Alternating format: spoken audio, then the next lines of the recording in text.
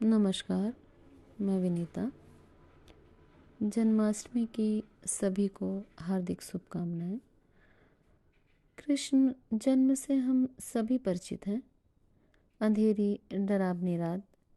जहाँ तक मैं सोचती हूँ कि कृष्ण जन्म के संदेश की ओर हमारा ध्यान नहीं जाता। हम जब ज़्यादा उत्सव मनाते हैं तो उथला जीवन जीते हैं। मतलब जब हमारे पास संपन्नता हो तो हम उतनी गहराई तक नहीं जाते। जब हम सामान्य उत्सव मनाते हैं तो सभ्यता और संस्कृति को साथ में लेके चलते हैं। और जब धन नहीं है, निर्धन लोग कहते हैं कि त्योहार हमारे लिए नहीं होते। तो मैं हर तरह के अंधकार की बात करती हूँ, जैसे जीवन का अंधकार या प्रकृति का अंधकार।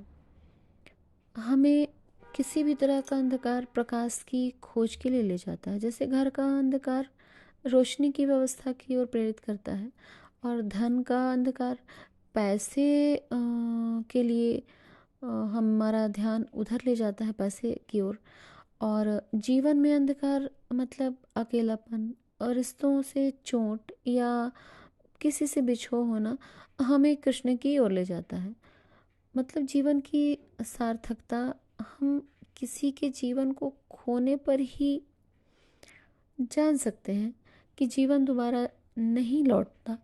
तो कृष्ण का मतलब है प्रकाश। प्रकाश मतलब ज्ञान। ज्ञान मतलब बोध, जहाँ तक मैं समझती हूँ। और बोध का मतलब है मुक्ति। मतलब अगर हमको बोध है कि कोई चीज़ हमारे लिए अच्छी नहीं है और हम अब स्वयं दूरी बना लें, मैं उसको मुक्ति समझती हूँ। तो अंधकार आपको हमेशा प्रेरित करता है कि आप प्रकाश ढूंढें। जैसे बच्चे, मैं युवाओं को, जो हमारे बच्चे हैं जो आत्महत्या कर लेते हैं छोटी छोटी बातों पर, मैं उनको संदेश पहुंचाना चाहती हूँ कि किसी भी तरह का अंधकार, किसी भी तरह का कष्ट अगर आप वहाँ देखें तो हमेशा अंधेरे कमरे में जब हम होते हैं तो रोशनी की ओर नजर जाती है। थोड़ा सा धैर्य रखें तो कहीं ना कहीं आपको प्रकाश दिखेगा। मतलब जीवन जीने के लिए कोई ना कोई ईश्वर आपको माध्यम देगा। तो हार ना माने। और एक छोटी सी बात है कि रचनात्मक बने। हम भगवान रचनात्मक हैं, उन्होंने प्रकृति की रचना की है। तो जब हम उनके पास जाते हैं तो हमको एक अलग सुकून मिलता है। इसी तरह जब आप रचनात्मक होंगे तो स्वाभाविक तौर पर आप विध्वंस नहीं करेंगे।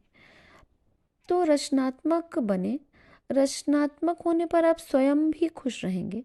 और एक जो बहुत महत्वपूर्ण बात है कि धनार्जन का ऐसा माध्यम चुने जिसमें लोगों का हित हो। सिर्फ पैसे की ओर ध्यान केंद्रित ना करें।